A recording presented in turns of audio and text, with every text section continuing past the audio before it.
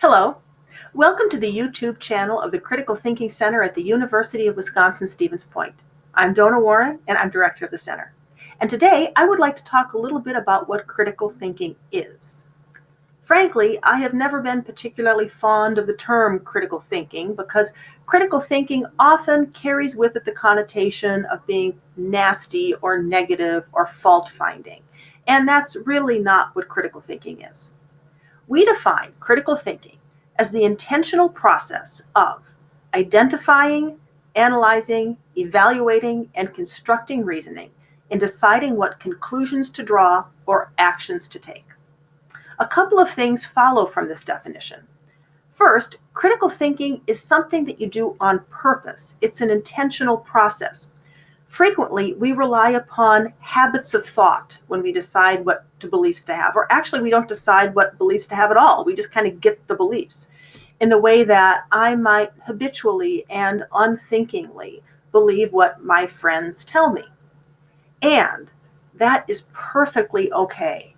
Habitual, unconscious thought patterns are essential because life is incredibly complicated and we're just being bombarded with too much information all the time. So yes, we have to rely upon habitual thought a lot. That's really good, except when it isn't. And there are at least 3 cases when habitual thinking can let us down or be counterproductive. First, our habits of thought might be problematic to begin with. I mean, it's one thing for me to habitually believe my friends whom I've known for years. It's another thing for me to habitually believe whatever I happen to encounter on social media. That would be a bad habitual thought pattern. Second, even if it's a good habitual thought pattern, it can break down or at least should be re-examined when the stakes are high. I might trust my friends if they're talking about what movies are playing at the local cinema, but if they are giving me advice about buying a car, I'll take that advice, but I won't just kind of unthinkingly absorb it. I'll want to also seek out other sources of information.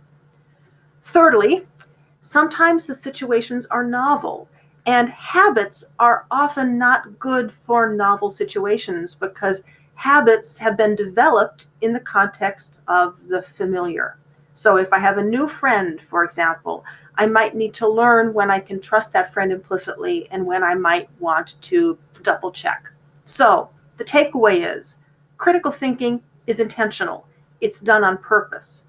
We don't want to critically think all the time. Sometimes it's really important to rely upon mental habits unless those habits are bad, the stakes are high, or the situation is novel, in which case we want to think critically. We want to engage in that intentional process of identifying, analyzing, evaluating, and constructing reasoning in deciding what conclusions to draw or actions to take.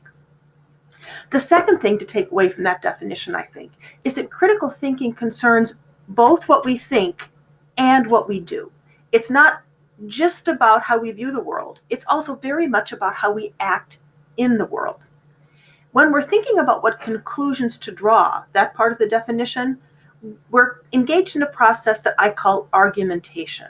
Argumentation is just sort of deciding what conclusions to draw on the basis of the evidence that we have. If we're deciding what we should do, we're engaged either in decision-making or problem-solving, depending upon the kind of situation that's facing us. Roughly, if we have sort of a list of possible options and we're just choosing between them, like a menu, for instance, then we're engaged in decision making. I'm going to do one of the following 10 things. Which of these 10 things should I do? Problem solving is more complicated because there we're just faced with kind of a need to do something or fix something. And the list of options for dealing with that situation or that problem is undetermined. That's problem solving.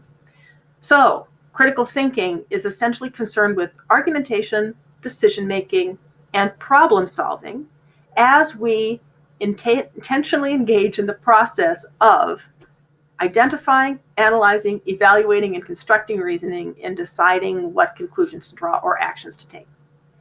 I think in the next few videos, I would like to just take argumentation, decision-making, and problem-solving one at a time. Now, clearly, each of those three things can consume multiple books or multiple academic courses. And in no way do I think we want to get into these things in that level of detail.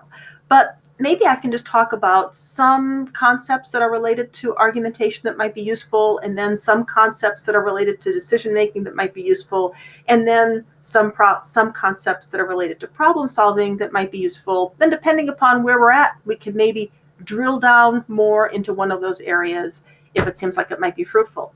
As always, I really appreciate any kind of input you might want to give me, any kind of suggestions, any kind of ideas for future videos. So if you want to reach out, please do. We're friendly here. We're not critical in that kind of nasty way. So I'll talk to you later. Bye-bye.